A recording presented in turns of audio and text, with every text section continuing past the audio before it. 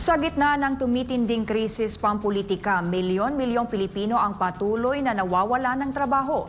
Ramdam ng taong bayan ang bigat ng kahirapan at kawalan ng oportunidad. Ayon sa dating kadre ng CPP-NPA-NDF, sa halip na solusyon, tila mas nabibigyang pansin ang alitang pampulitika na nagpapalalim sa krisis ng bansa. Si Val Divina Gracia magbabalita.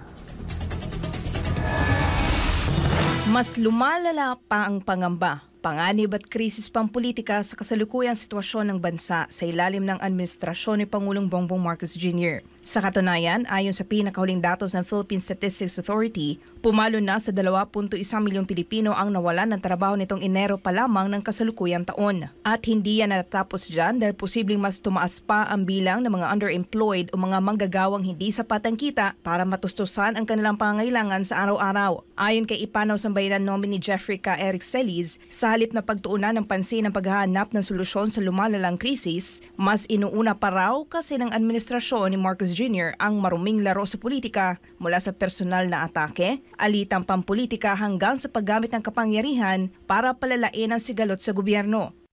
Tulot ng ganitong kalagayan na inuuna ng administrasyon ang mga pang-aatake politikal at ang maruming laro sa politika at ginamit ang poder sa gobyerno at pondo para magkaroon ng masidhi o malubhang pangpolitikang konflikto o bangayan.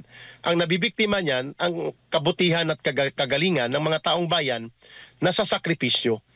Dagdag pa ni Ka Eric, imbes na gamitin sa tamang paraan, nauubos ang pondo ng bayan sa hindi epektibong mga proyekto at walang malinaw na direksyon sa paggasta ng kaba ng bayan. Malinaw ayon sa kanya na isa ito sa pangunahing dahilan kung bakit patuloy ang kaguluhan sa politika at dahil dito, malawakan na apektuhan ang ekonomiya ng bansa.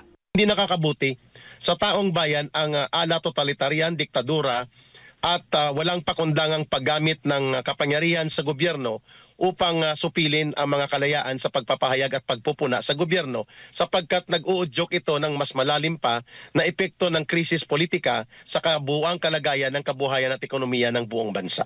Ang mga hamon sa ating bansa ay patuloy na tumitindi at sa kabila ng mga isyu sa politika, ang kalagayan ng ating mga kababayan ang nananatiling pangunahing alalahanin. Sa pagharap natin sa mga pagsubok, mahalaga ang pagtuon sa mga solusyon at mga hakbang na magdudulot ng tunay na pagbabago ng higit na kailangan ng bayan, lalo't patuloy na dumarami ang nagsasabing mas naghihirap sila sa panahon ng kasalukuyang administrasyon. Para sa Diyos at sa Pilipinas kong mahal, ako si Val Divina Gracia, SMNI News.